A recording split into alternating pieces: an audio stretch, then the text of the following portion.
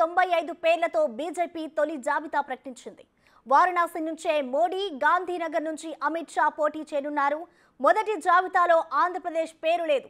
34 మంది కేంద్ర మంత్రులకు ఈ జాబితాలో చోటు కల్పించారు. 47 మంది ఓబీసీలకు టికెట్లు ఇచ్చారు. ఈసారి యువతకు 47% సీట్లు కేటాయించామని బీజేపీ నేత మనోజ్ చెప్పారు.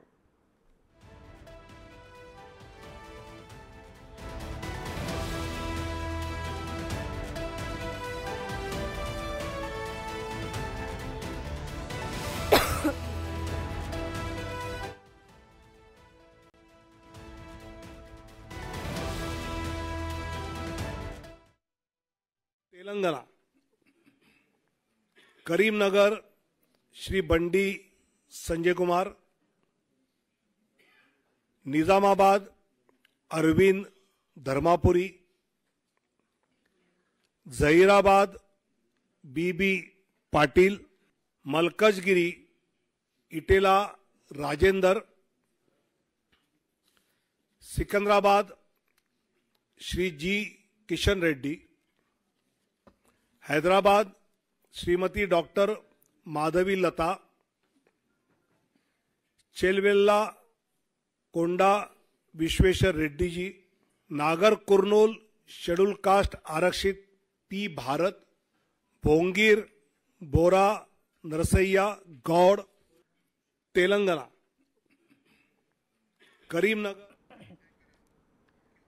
తెలంగాణ నుంచి 9 నియోజకవర్గాలకు అభ్యర్థులను ప్రకటించారు. సికింద్రాబాద్ నుంచి కిషన్ రెడ్డి, కరీంనగర్ నుంచి బండి సంజయ్, నిజామాబాద్ టికెట్ ధర్మపురి అరవింద్కు కేటాయించారు. సిట్టింగ్ స్థానాల్లో ఆదిలాబాద్కు తొలి జాబితాలో అభ్యర్థిని ప్రకటించలేదు. ఇక చేవెళ్ల నుంచి కొండా విశ్వేశ్వర్ రెడ్డి, భువనగిరి నుంచి బూరా నరసయ్య గౌడ్ను బరిలోకి దించారు. బీఆర్ఎస్ నుంచి వచ్చిన బీబీ పాటిల్ను జహీరాబాద్ టికెట్ ఇచ్చారు. నాగర్ కర్నూలు నుంచి రాములు కుమారుడు భరత్కు ఛాన్స్ ఇచ్చారు. విపరీతమైన పోటీ కనిపించిన మల్కాజ్గిరి నుంచి ఈటెల రాజేందర్కు అవకాశం దక్కింది.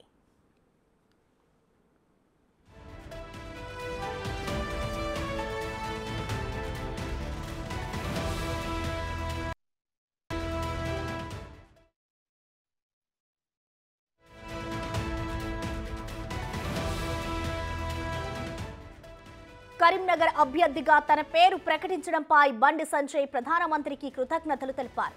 కరీంనగర్ ప్రజల అభ్యున్నతి కోసం నిరంతరం పాటుపడతానన్నారు. మరోసారి గెలిచి కేంద్రం నుండి అధిక నిధులు తీసుకొచ్చి కరీంనగర్ పార్లమెంట్ అభివృద్ధికి కృషి చేస్తానన్నారు.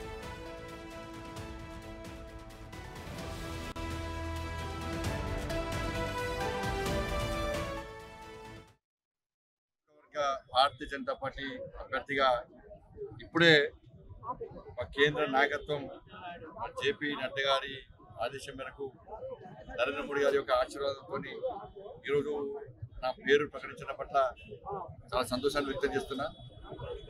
గతంలో భారతీయ జనతా పార్టీ తరఫున అనేక అవకాశాలు నాకు వచ్చినాయి. కరీంనగర్ బ్యాంకు డైరెక్టర్గా పోటీ చేసే అవకాశం, కరీంనగర్ కార్పొరేటర్గా పోటీ చేసే అవకాశం, ఎమ్మెల్యేగా పోటీ చేసే అవకాశం, 3 ఎంపీగా పోటీ చేసి మన రెండోసారి ఎంపీగా పోటీ చేసేటువంటి అవకాశం మన పార్టీ కల్పించడం చాలా సంతోషంగా ఉంది.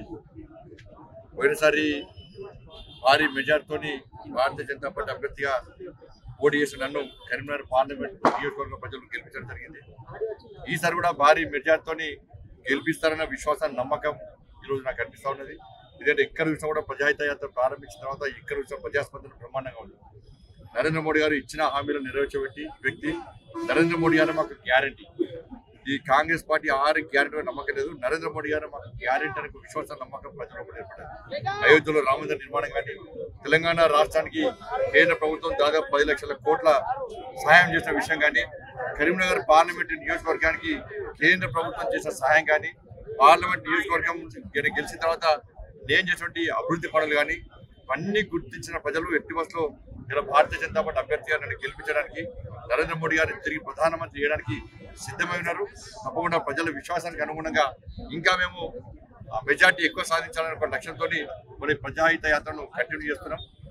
నన్ను పార్లమెంటు అభ్యర్థిగా ప్రకటించినటువంటి కేంద్ర నాయకత్వానికి హృదయపూర్వక కృతజ్ఞత తెలియజేస్తూ వాళ్ళైతే విశ్వాసాన్ని నమ్మకం ఉంచారో ఆ విశ్వాసాన్ని వమ్మియకుండా మా కార్యకర్తలందరూ కూడా నాకు అండగా ఉండని చెప్పి మేము కార్యకర్తలం కలిసి ప్రజల వద్ద వెళ్ళడము, ప్రజల ఆశీర్వాదం పొందడము, తిరిగి నరేంద్ర మోడీ గారిని ముచ్చటగా 3వ సారి ప్రధానమంత్రి చేయడమే లక్ష్యంగా ముందుకు నియోజకవర్గం.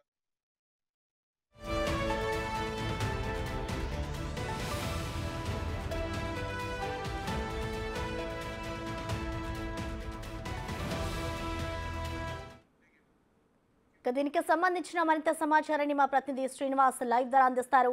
శ్రీనివాస్, చెప్పండి, ఇటు కరీంనగర్లో బండి సంజయ్ గెలుపు అవకాశాలు ఎలా ఉన్నాయి? గత అసెంబ్లీ ఎన్నికల్లో కూడా బండి సంజయ్ అయితే ఓటమి పాలయ్యారు. ఆ తర్వాత కూడా ఇటు బండికైతే మరోసారి ఎంపీగా పోటీ చేసే అవకాశం ఇవ్వడం వెనుక కారణాలు ఏమై ఉండొచ్చు శ్రీనివాస్?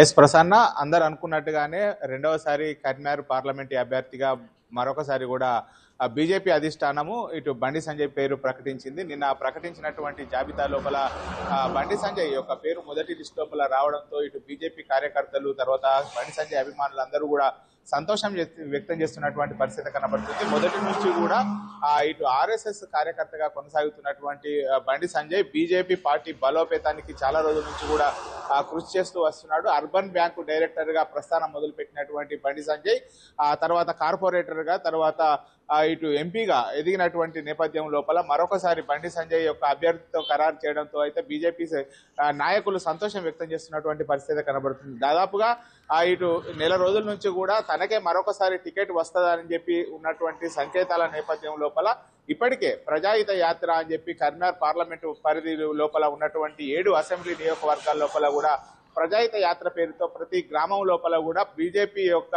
కేంద్ర ప్రభుత్వం పథకాలను వివరిస్తూ కూడా జనాల్లోకి వెళ్తున్నారు. దాదాపుగా ఇటు 20 రోజుల నుంచి కూడా బండి సంజయ్ ప్రజాక్షేత్రం లోపలనే ఉండుకుంటూ వస్తున్నారు. ఇటీవలనే ఢిల్లీ నుంచి అధిష్టానం పిలుపుతో ఒక రోజు మాత్రమే విరామం తీసుకొని ఢిల్లీకి వెళ్లి వచ్చారు. సో ఈ నేపథ్యం లోపల అందరూ అనుకున్నట్టుగానే బండి సంజయ్ కి మరొకసారి బీజేపీ అభ్యర్థిత్వం ఖరారు అయ్యడంతో బీజేపీ కార్యకర్తలు అయితే చాలా ఉత్సాహంగా అయితే మరొకసారి ఖచ్చితంగా కరీంనగర్ పార్లమెంటు స్థానం నుంచి బండి సంజయ్ని గెలిపిస్తామని చెప్పి చెప్పడం కూడా జరిగింది. గత అసెంబ్లీ ఎన్నికల లోపల బండి సంజయ్ ఇక్కడ కరీంనగర్ నుంచి కూడా ఎమ్మెల్యే అభ్యర్థిగా పోటీ చేసి స్వల్ప మెజార్టీతో ఓడిపోవడంతో ఇప్పుడు ఆ సానుభూతి గత ఎన్నికల లోపల అయితే ఏ విధంగా అయితే ఎమ్మెల్యే ఓడిపోయిన తర్వాత మళ్ళా ఎంపీగా గెలిచారో ఈసారి కూడా కరీంనగర్ పార్లమెంట్ స్థానం నుంచి కూడా ఎమ్మెల్యేగా ఓడిపోవడం కూడా జరిగింది. చాలా హోరాహోరీ మాజీ మంత్రి గంగుల కమలాకర్ తో టఫ్ ఫైట్ లోపల చాలా స్వల్ప మెజార్టీతో కేవలం 1800 ఓట్ల మెజార్టీతో ఓడిపోవడం కూడా జరిగింది. ఈ నేపథ్యం లోపల ఇప్పుడు కూడా బండి సంజయ్ మరొకసారి పార్లమెంటు పరిధి లోపల ఖచ్చితంగా ఇటు విజయకేతం ఎగరేస్తాయని అయితే ధీమా కూడా వ్యక్తం చేస్తున్నారు. ఎందుకంటే గత పార్లమెంట్ ఎన్నికల లోపల ఏ ఒక్క అసెంబ్లీ నియోజకవర్గానికి ఒక్క ఎమ్మెల్యే కూడా లేకున్నా గానీ మొత్తం 7 ఇటు బీఆర్ఎస్ కు సంబంధించినటువంటి ఎమ్మెల్యేలే ఉన్నా గానీ అక్కడ ఖచ్చితంగా బండి సంజయ్ గెలవడం కూడా జరిగింది. భారీ మెజార్టీ దాదాపుగా 90,000 మెజార్టీతో అప్పటి ఎంపీ అభ్యర్థి బీఆర్ఎస్ అభ్యర్థి వినోద్ కుమార్ పైన గెలవడం కూడా జరిగింది. ఈసారి మాత్రము బండి సంజయ్ ఖచ్చితంగా ఇంకా అంతకంటే ఎక్కువ రెట్టింపు మెజార్టీతో ఖచ్చితంగా గెలుస్తామని చెప్పి తెలపడం జరుగుతుంది. అప్పుడు బలంగా ఉన్నటువంటి బీఆర్ఎస్ పార్టీ ఇప్పుడు బలహీన పడడము, ఆ కాంగ్రెస్ పార్టీ అభ్యర్థి ఇప్పటి వరకు ఖరారు కాకపోవడంతో అయితే బండి సంజయ్ విజయం పైన ధీమా వ్యక్తం చేస్తూ అయితే ప్రజా క్షేత్రం లోపల ప్రజాహిత యాత్రతో ముందుకు వెళ్తున్నటువంటి పరిస్థితి కనబడుతుంది. అయితే